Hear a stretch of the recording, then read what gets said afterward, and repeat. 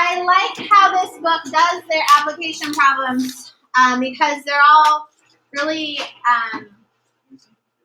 nicely organized. All right, so there's a lot of the same kinds of things. So if you understand the concept, then it shouldn't be a problem.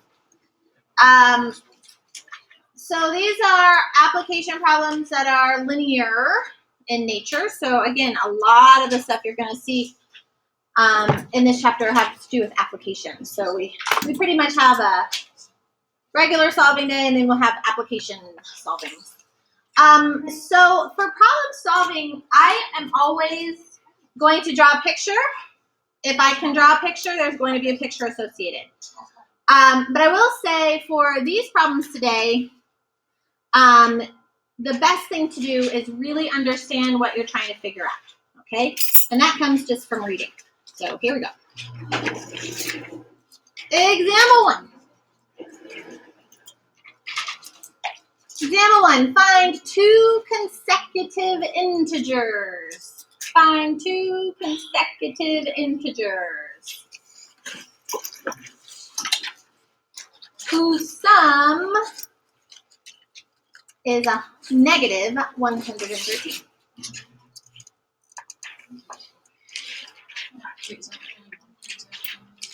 Yeah. All right, so find 2 consecutive integers whose sum is negative 113.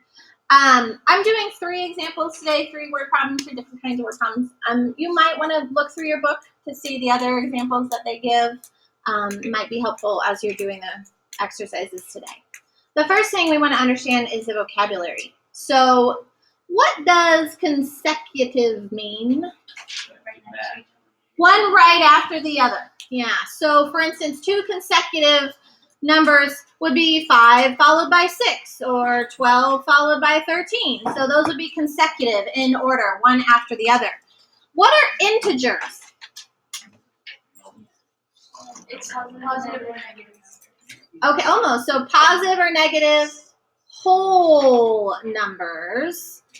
All right, so negative 3, negative 2, negative 1, 0, 1, 2, 3, and so on and so forth. Those are all of the integers, positive or negative whole numbers, okay? And we want to find 2 consecutive integers whose sum, what does sum mean? Yeah, if they're added together, it's going to equal negative 113. Well, that's very good. Could you brute force your way through this? Yeah, absolutely. You could, well, figure that out probably pretty easily, actually, okay? If you just think about it for half a second. Now, but we want to be able to do that with algebra because they're not always going to be so straightforward. And so I want to talk about, I don't know what the first number is. If I don't know what something is, what can I call it? X. Oh, so we're going to let X equal the first number. All right, I'm going to let X be the first number of my 2 consecutive numbers. So then how can I use that X to represent the next number? X plus 1. It'd be 1 more than that. Does that make sense to you? So if X is, if I want to show the numbers 5 and 6, right? 5 is represented by X. Then how would I represent 6? X plus 1 more. 5 plus 1 gives you the 6. Does that make sense to you? Okay, good. That's really important that you understand that. So this X represents the first number, and X plus 1 represents the number 1 bigger. Okay, those would be the 2 things that I want to add together. So X plus the X plus 1 is supposed to equal negative 113. And we can solve that very easily. 1x and 1x is 2x's. And then I want to go ahead and subtract 1. So I get negative 114. And then I'm going to divide by 2. And we get... Or no. Negative 57? Yeah. All right. So X was the first number. Oh wait, the two integers TEG, sorry, can't spell today. The two integers are, the first one is negative 57. Whoops. What's the next one? Yeah, negative 56. So if we take that negative 57 and add one more, that's going to be negative 56. Now, can you check to see if that works? Yeah, sure. Negative 57 and negative 56 add to be negative 113. So that makes sense. Okay? You're going to see quite a few of these consecutive kind of problems.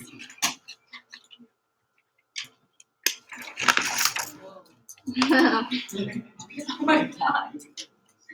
All right, what I'm going to do for example 2 is I'm going to dictate this to you. I would say you don't really need this first part. That's kind of superfluous. But, all right, I'm going to dictate. So right as I speak. Ready? A store sold 2 models. A store sold 2 models of television, which you can abbreviate with TVs, right? The store sold 2 models of TVs. Within 2 hours, 89 TVs were sold.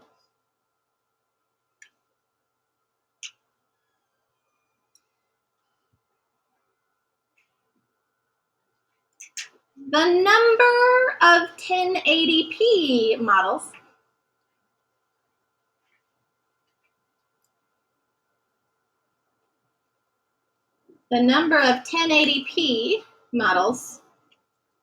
sold was 15 less than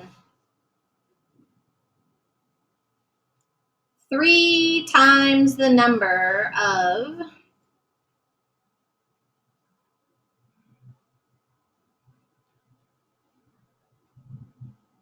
720p models sold.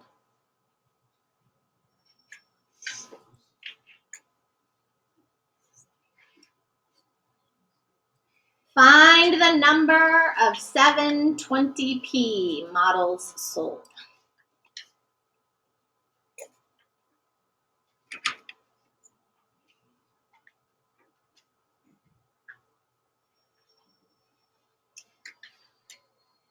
So what's interesting about word problems is there's always multiple ways to solve them, okay?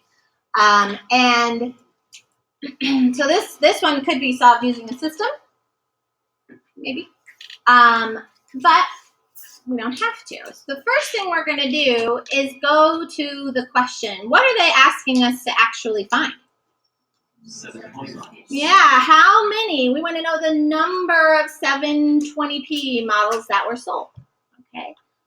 If that's what we're trying to find, what do we call that? X. Yeah, so we're going to let X equal the number of 720p models sold. This would be the define your variable portion of algebra applications. Okay. Now, it says also here, we got some more information. The number of 1080p models sold was 15 less than 3 times the number of 720p models. That seems really complicated, but in fact, it's just math, okay? The number of 1080p models, the number of 1080p models is just the past tense for is. So it isn't anymore. 15 less than 3 times the number of 720p models. What do you think 3 times the number of 720p models is? Yeah, 3 times whatever, and that's x, because we said 720p models, we would call that x. So 3 times our 720p models. And how do we do 15 less than? We got to be less than something. So when they use less than, you have to subtract it from something else. So 3x minus 15 is going to give us the number of 1080p TVs that we have. And then the last bit of information is they told us that 89 televisions were sold. What do they mean by 89? What made up the 89 TVs? Both types, right? So the number of 720p models, which we called X, plus the 1080p models, which what can we call those? Okay, but we have something for Y.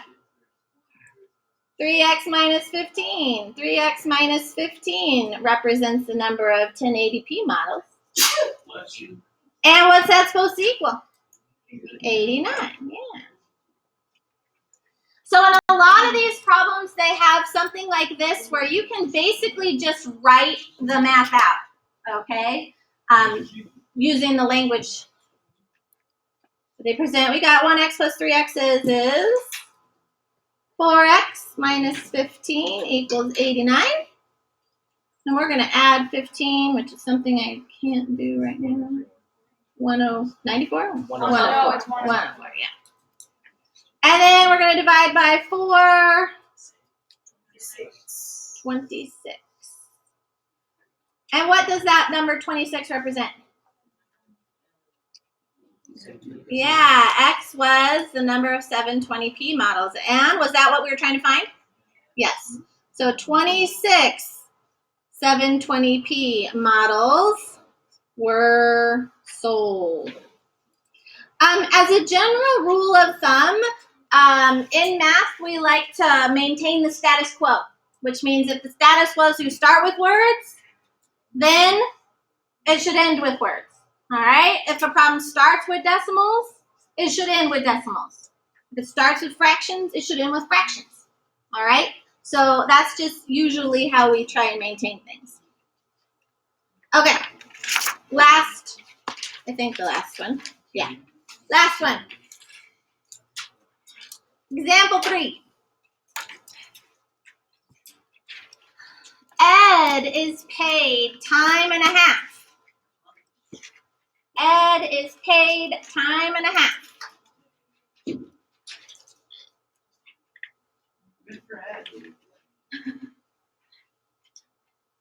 Ed is paid time and a half for each hour worked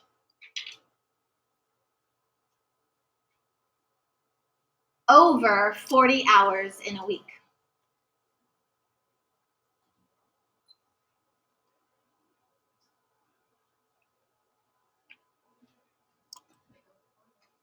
Last week,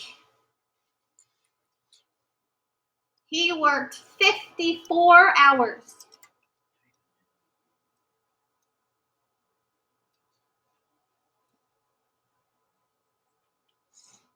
And earned $976.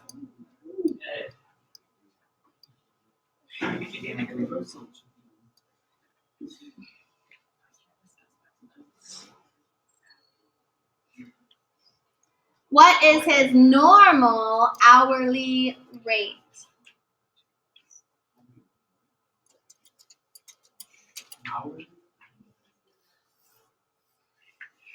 So sometimes we can sort of devise a plan for figuring out what we're trying to do here. What I know is he makes a total of $976. And that total comes from 2 different things. What does that total come from? His normal pay. His normal pay. And bonus. Yeah, and his overtime pay. And so we have 2 things that we need to try to figure out here. How much Well, we're trying to find his normal hourly rate. So I'm going to take that question, and that's how I'm going to figure out what my variable is. What are we trying to figure out? His normal rate. So I'm going to let X, no, let's do H. No, let's not do H. Let's do X. Sorry. Let X equal his normal hourly pay. Normal hourly pay is, what do you think? For you guys, what's $12.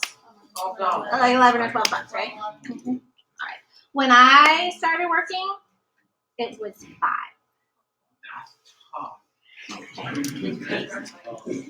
All right. So we're expecting something around like, $10 or so for normal hourly pay maybe. So that's something to keep in mind. Even before I'm solving this problem, I have an idea of what that hourly rate should be. Okay, something reasonable, probably less than $20 an hour. I don't even make $20 an hour now. Okay. So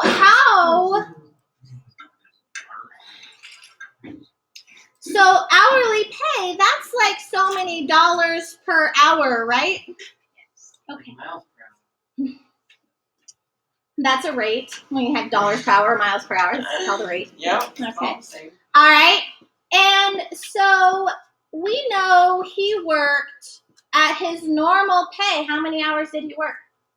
40. Oh, yeah. At his normal pay, he worked 40 hours. And per hour, he gets X dollars per hour. Does that make sense to you? Yeah. Yeah. So if we take 40 hours and multiply it by his dollars per hour, that'll give us his total dollars that he earns. Okay. If you're into unit canceling, 40 hours, and we're multiplying by dollars per hour, and you see how the hours on top and hours on bottom would cancel out, and you're left with money. All right, that's really important. Okay. In fact, unit canceling is like entirely problem solving. That's the chemistry for you. Okay. All right, and then, so how many hours did he work for overtime? Okay, I'm hearing 54 and 14. What do we got? 14. How do we know it's 14? Yeah, we already used up 40 hours, which means there was 14 hours left over that he worked and gets overtime pay. So how do we calculate that, like? Is it 1.5 times X? So Yeah, 40 times good. 1.5X. So time and a half. Time and a half is your normal pay plus an extra half of it. So 1.5 times your normal salary. And that should be $976 when we add the normal pay and the overtime. All right, so we have 40 X's plus 14 times 1.5. 21 X's. You guys are so good at math. All right, and that's going to give us 61 X equals $976, and then I need to divide by 61. I have no idea.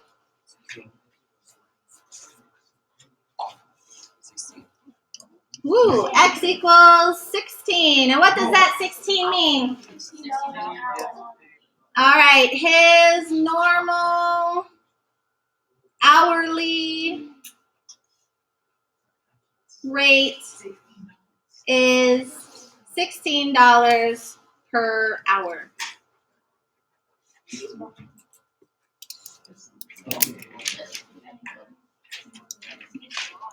All right, ladies and gentlemen, do you have any questions for me?